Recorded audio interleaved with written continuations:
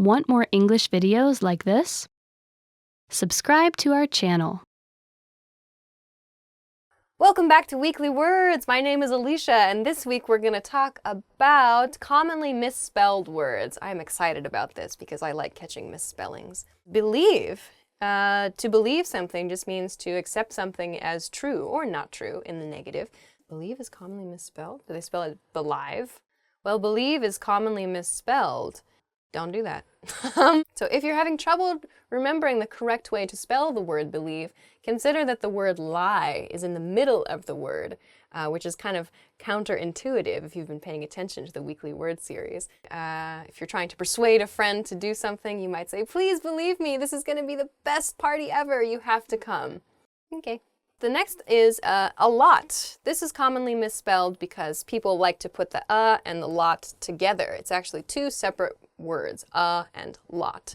A lot just means a large number of something or a large amount of something, many of something. In a sentence, you might say something like, I have a lot of hobbies. I like skiing, snowboarding, and whitewater rafting. So just spell them separately. Don't put it all together.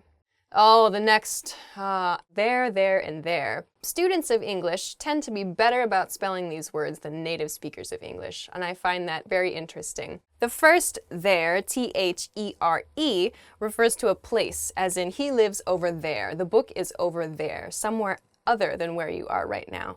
The second form, T-H-E-I-R, is the possessive form of they, as in that's their house, that's their dog, something that belongs to some other group of people. And the last form, T-H-E-Y'-R-E,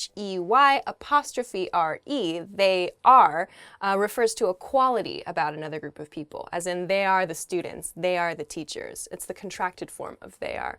Onward. The next word is grateful. Grateful, the meaning of grateful. Grateful just means that you're appreciative of something. In a sentence, you might say, oh, I feel so grateful. My teacher took time after class to explain this concept to me. Grateful is commonly misspelled because this G-R-A-T-E sounds just like the word great, G-R-E-A-T. But actually, that great, good meaning is not the correct spelling for this word. We use great instead. This spelling of great is also used as a verb, as in to grate things in the kitchen. I don't know if that has any relation to this or not. Probably not. It's G-R-A-T-E. Next is receive. Receive. To receive something as a verb means to be given something or to get something. Receive can be kind of tricky because of the I and the E, a place where the I before E except after C rule applies. It's not a 100% true rule, but typically after the letter C, if the letters E and I need to follow it, after the letter C, I is typically not the first letter to come. Usually it's E that's the first letter. So it should be C-E-I-V-E, receive, rather than receive, or something like that. In a sample sentence, you might say, I received a gift from my friend on my birthday. I was really happy about that. The next word is end. All right, end is not very commonly misspelled, but thank you for joining us for this episode of Weekly Words. Please watch your spelling with these words, as it can be very important to get them right. Thanks again, and I will see you next week. Bye-bye. All right, welcome back to Weekly Words. I'm Alicia, and this week we're going to talk about commonly mispronounced, wow. This week we're going to talk about commonly mispronounced words, words that are often pronounced incorrectly. This is funny. I enjoy mispronouncing this first word. The first word is hyperbole. Hyperbole. It's not hyperbole, though it does sound very funny to say that. Hyperbole just means to exaggerate something, or to blow something up, make it really extreme. My friend uses a lot of hyperbole when she talks about her life stories. I really don't think some of those things happened to her. Hyperbole, not hyperbole. Next, Antarctic. I see. Antarctic is the correct pronunciation of this word. Some people say Antarctic? Really?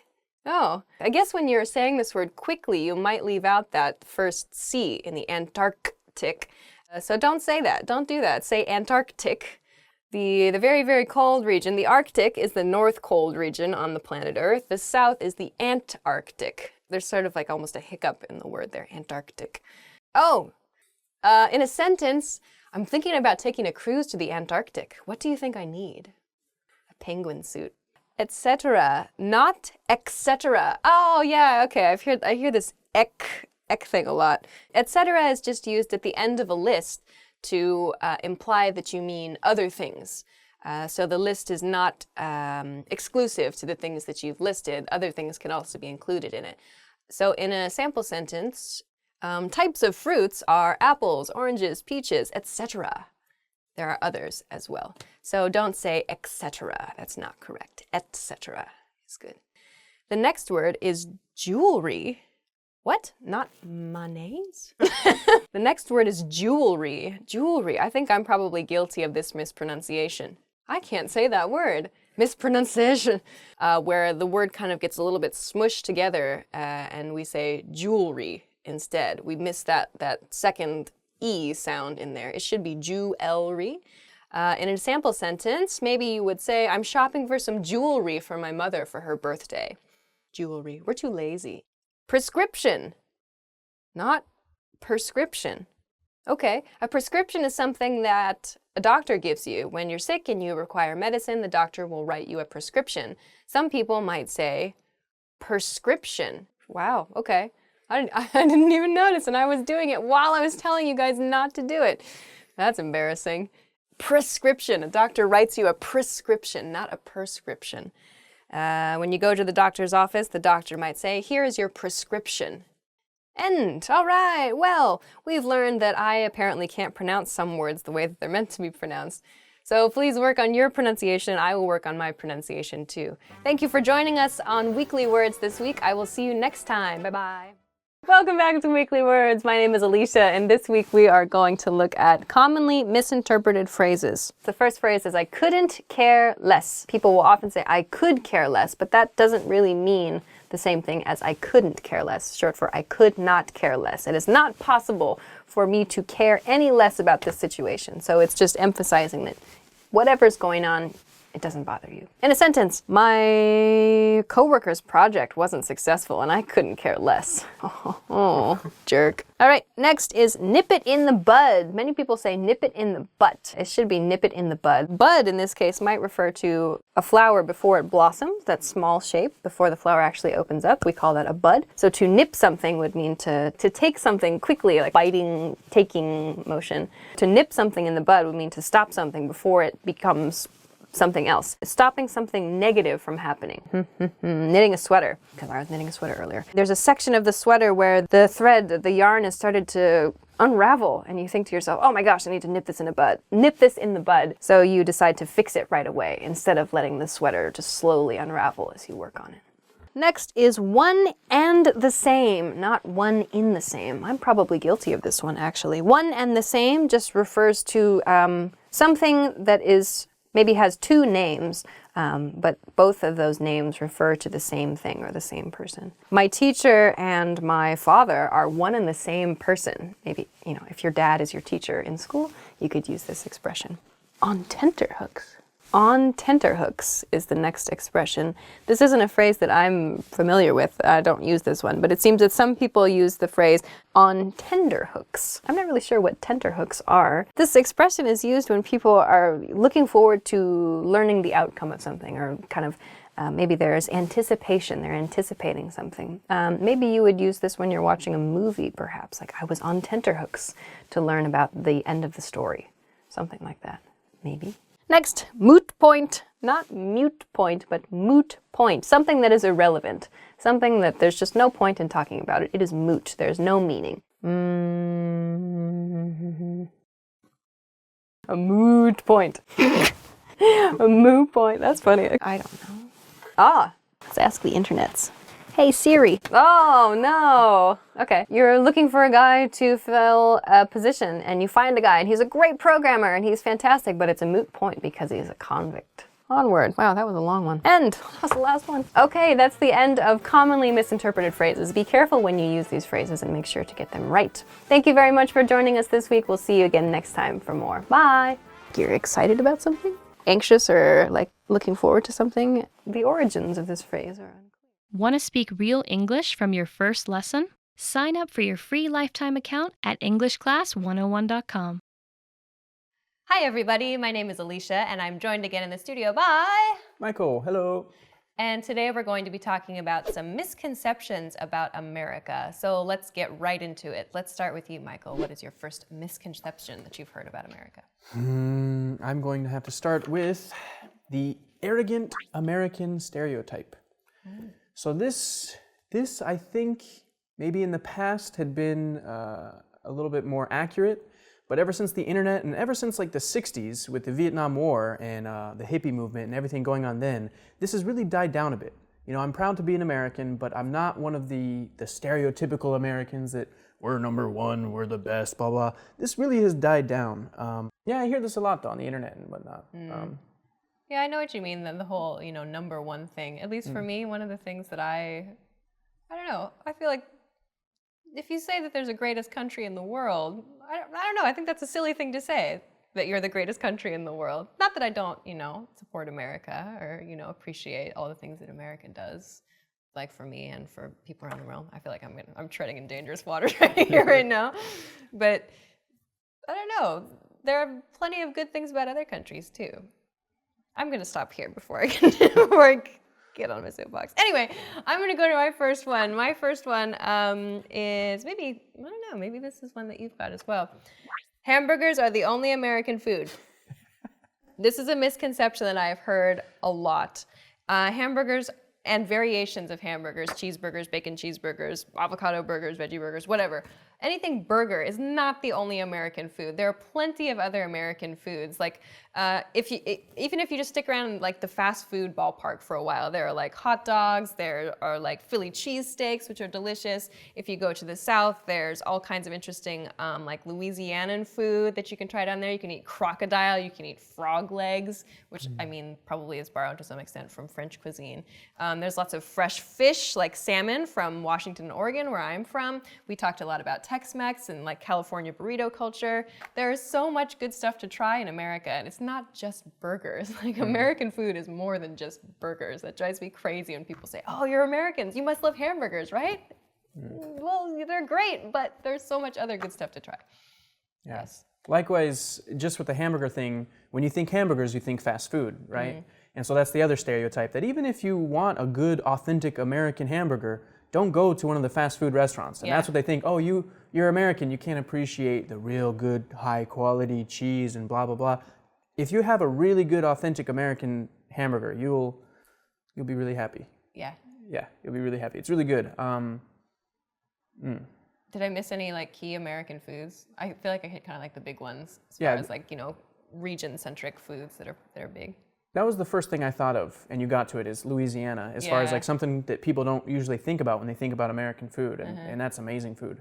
And I think, to take that a little bit further, while traveling and teaching, people would say, oh, your name's not a really American name because my last name is German. But I would tell them that there is no American name. Like a truly American name would be like the Native Americans from way back when.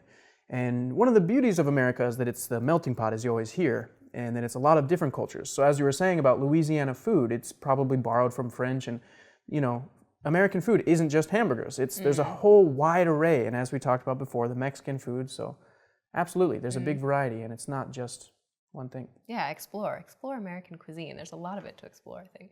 All right, what's your next misconception? Next misconception is, well, this one's a little bit specific to where I'm from, is that everybody skis or snowboards in Colorado. So this is something, I think this is natural when you meet somebody from any different state, province, whatever, is that you think about the tourist attractions of that place. And you say, so I meet another American, even within America, and they say, oh, you're from Colorado, do you ski and snowboard? And yeah, sometimes just because I'm from there doesn't mean I'd do it. And to me, I think, it's kind of a rough analogy, but it'd be like meeting someone from France and being like, oh, do you go to the Eiffel Tower every day? Like, yeah, once when I was a kid, Yeah, same thing with America. Oh, just as the whole country, it's what, the Statue of Liberty and these kinds of things. Right. Do you ever get that? Or yeah, every once in a while. Or like, I'm from Oregon, so we have like, ski and snowboard culture there, but I'm trying to think if there's when I say that I was raised in Oregon, if there's something that I usually get back, and I don't think I do. I think California maybe more so. Like, if you say you're from California, it might be something like, oh, well, do you surf or do you go to the beach? Or I think that it's really easy to kind of make an image of that state or what that state's people might be like, and then to ask a question about that. But I don't think that it's necessarily like out of, I don't know, malice that people say such things. I think it's just trying to make a connection, like, oh, I'm familiar to some degree with your state, or I know something about your state. Maybe this is a way we can have a conversation about it. But yeah, like kind of pigeonholing people, like trying to stereotype people based on, you know, where they're from and what you presume they might like to do. I guess it could come off as a little like, a little irritating for some. Yeah, I don't mind it because I know that it's good intentions. They're just trying to make a connection, and I do the same thing. That I think of all the musicians or famous actors or actresses from whatever the country they're from, and I'll say that. And hopefully, you're just trying to make conversation, so it's not a big deal. But again, it's a stereotype, and just try to relate it and put yourself in the shoes. Like what kind of tourist attractions and stereotypes do I not relate to? Yeah. Or saying, oh, I've been there to such and such attraction before. It was really nice, that kind of thing. Yeah, I think it's not harmless, necessarily bad. It's just one of those things. It's like, okay. Yeah. All right. Next one. Let's see. The next one that I have, I've heard this now and then. This one that I've heard is Americans all own guns. I've heard this. I don't hear it so. Me too. Samesies. Oh gosh, we both had this one, but this is one that I think maybe it's because of action movies, maybe it's because of the news stories that come out about shootings in America, which are horribly tragic and unfortunate. But for some reason, some people have this image that Americans all own guns. I don't own a gun. Me either. There's one person, two people who do not own guns, and I know that there are plenty more. There are a lot of people who do not own guns, and I mean, whether or not you support guns, maybe that's a different issue. But this is one point that's always just a little bit confusing to me. That I don't know. I guess maybe this comes from like old Western movies where like, you know, cowboys are depicted as being kind of like this gun-toting, like gun-loving, shoot-'em-up sort of country, but I don't think that it's that. I don't think that that's America. Yeah. Well, all of America. There are parts of America. There are some people in America who like guns. Fine, okay, if that's your thing. It's just not mine, and it's not some other people's. Yeah, I think the fact that we both have to kind of like stop and hesitate. It is an issue, you know. It's a hot topic. It's Second Amendment, right? So it's always, people are constantly debating this.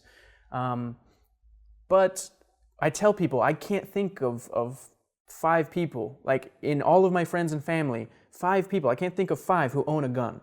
You know, there's some people who are like military, something like this, but like private people, that's really not common. There's only a handful of people I know that own a gun, and they go out shooting. It's not like a big deal. But it is a hot topic, but I hate this. Every time America, cowboy, guns, this kind of, no, I'm not a cowboy, don't have guns, I don't know. Have you ever gone shooting though? My parents had, do you know clay pigeon shooting? My parents used to do that with their friends. They had, they would just go to a small shooting range, and it's just like this little disc made of clay, and it was just a sport. It was just for sport. They'd shoot it, or they'd like fly, what do you call it? Like fling, I guess. They'd throw like this clay pigeon in the air, and then you'd aim and try to shoot it. It was like a sport. And so my parents had a couple for that, and then I think they sold them after a while because they just didn't do it very often. I fired that a couple times, and I really didn't like it. It just made me feel really uncomfortable. How old were you? I was probably 17, 18 or so. Yeah. It's about the age you would know if you like it or you don't. I suppose, but it just made me really, really uncomfortable. I didn't like it. But I don't know. I have known people who use them for hunting. Like I knew somebody in high school and college, his dad had one. But he'd go out hunting every year, and he'd go out and kill a deer, and then they'd bring it home and they'd like prepare it, and the family would have that to eat throughout the winter. That was like just one of their family's traditions. But as far as like a handgun, I don't think I've ever met anyone that I know of. Yeah. No, wait, I did know one guy. See, that's he was a little. I'm not gonna say anything. I'm really uncomfortable on this video so far. I feel like it's getting controversial. Yeah. Okay. So let's go to the last one, because it's not controversial. Let's go to the last one.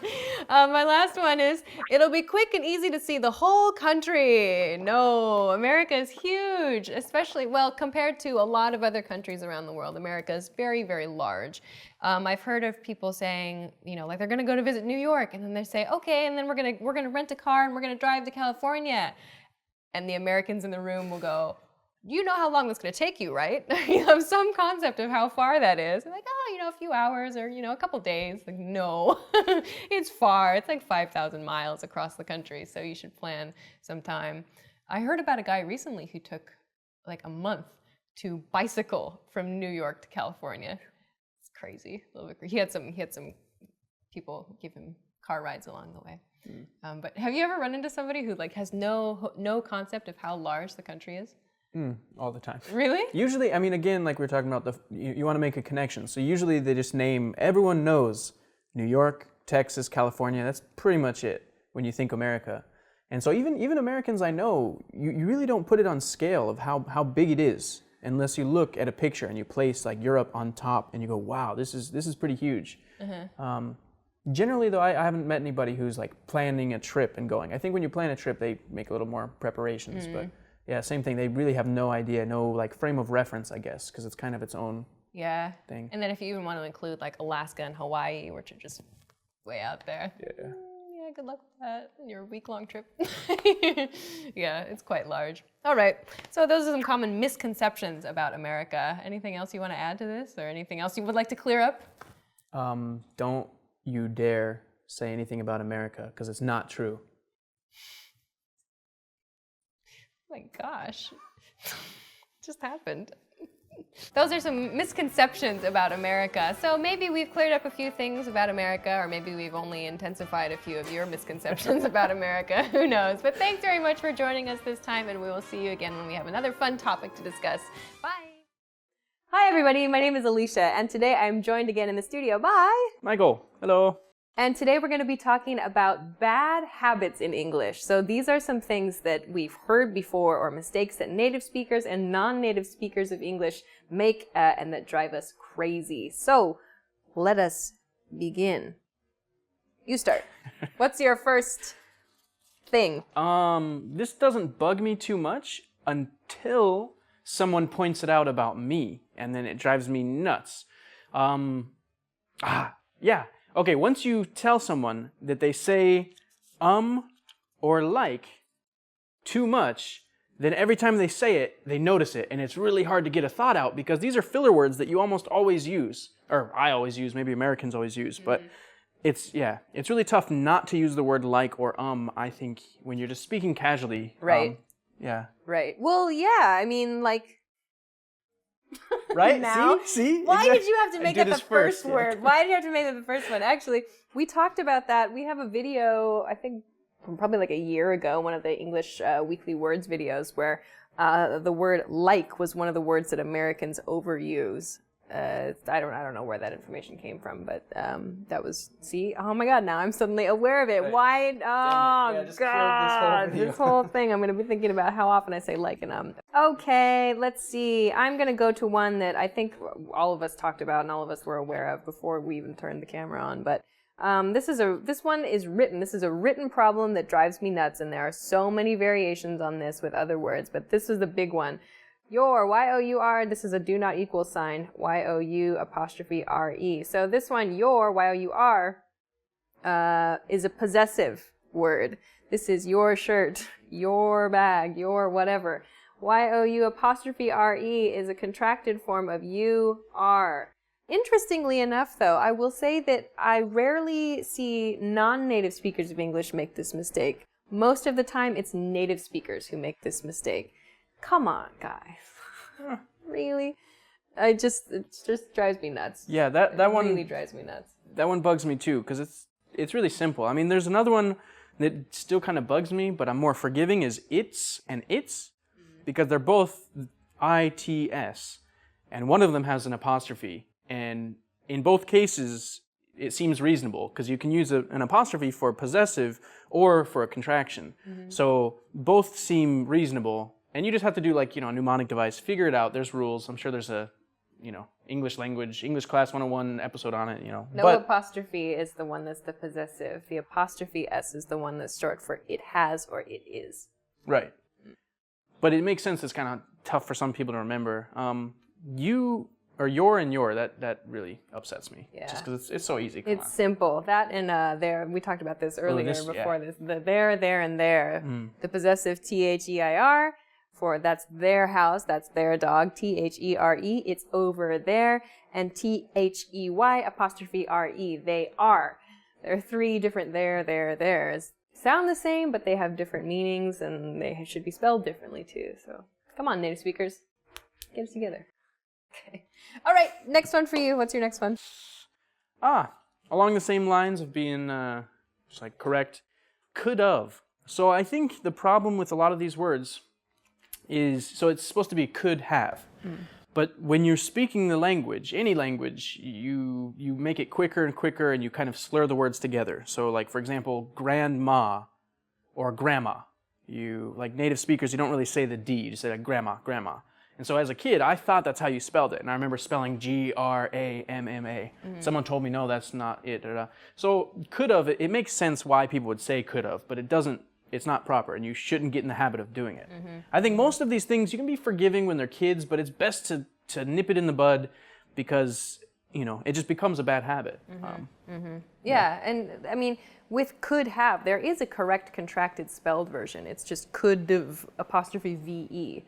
Could have. I mean, I would argue that it's more casual and it's perhaps not the most correct thing to write. I probably would just write could have. I probably wouldn't use the contracted form so much.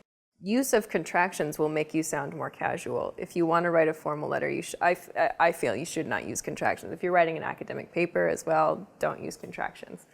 Spell it out. Spell the whole thing out. You'll sound much more formal and more, at least in my mind, more educated. All right, great. This topic is getting me all fancy. Okay, let's see. I'm gonna go to another pronunciation issue that I feel like almost is cool now. Okay, let me ask you a question. This pronunciation. Okay, so I've written ax on this card, but it's ask. ASK, let me ask. Okay, so this let me, which we talked about in a previous video, which is short for let me, I've contracted it here to the very casual let me. But I've used let me here because this is typically said in a very, very casual setting. Let me ask you a question. But the pronunciation of ask should not be ax. It's ask. Let me ask you a question. I want to ask you something. It's not ax. It's ask. Ask. Yeah, this one. Again, so like lemmy is okay. I think most people say lemmy. I think that's okay. But for some reason, ax, I think a lot of these just are not even close at all. Let me, when you say it really fast, it sounds like lemmy. Lemmy. Right? But when you say ax, it's just totally wrong. Well, it's reversing the consonants in the word ask. Right. It's not faster. You're not making it quicker. You're not slurring or making, putting it into one little like fluid blob. It's just, you just switch the two syllables. Similarly, I hear this with the word asterisk as well. The little star that's on like the number 8 on your keyboard or whatever, this looking thing, it's not an asterisk or what, I don't even know, it's asterisk. So, overpronunciation. So this one is kind of the opposite direction. So this whole time we've been kind of nitpicking when you use the incorrect version of a word. I think overpronunciation can also be equally as damaging, but instead of making you look stupid, it makes you look pretentious. So for example, we don't say in English, we don't use all of the syllables with chocolate. So it's like when you spell it, chocolate. Wait, chocolate, right? And so like maybe in Spanish or something like that, they would still say that, like chocolate or something, whatever. But with English, we took it out. And so even though you still spell all of those syllables, native speakers now say chocolate. Or like comfortable. That's how it's spelled. But native English speakers, we say comfortable. And this is like, now I think it's like unanimous. So maybe when slang becomes so popular that it's part of the new language, the language is now evolved, if you don't go with the flow, even though it's incorrect, I think you sound pretentious. That's a great one. I like that a lot. All right, I'm gonna wrap it up. I have 2 actually. I think I can do them quickly though. Do you have any more, by the way? No? No. Okay, then I'll go quickly. These are my last two are just a couple that my students actually struggle with. So maybe this is something that you can work on as well. This one, just an example sentence. I want to go to there. I've underlined the word to here. We use the word to when we're talking about a specific city or a specific country. Like I want to go to New York. I want to go to Europe. But there is not a specific location. I want to go to there. Is not a specific place. So you don't need to use to in this sentence. I want to go there is perfectly fine. So this is a mistake that non-native speakers, it seem to make from time to time, perhaps. Okay. And then another one that I've heard a lot recently is this phrase, in case of, and then a country.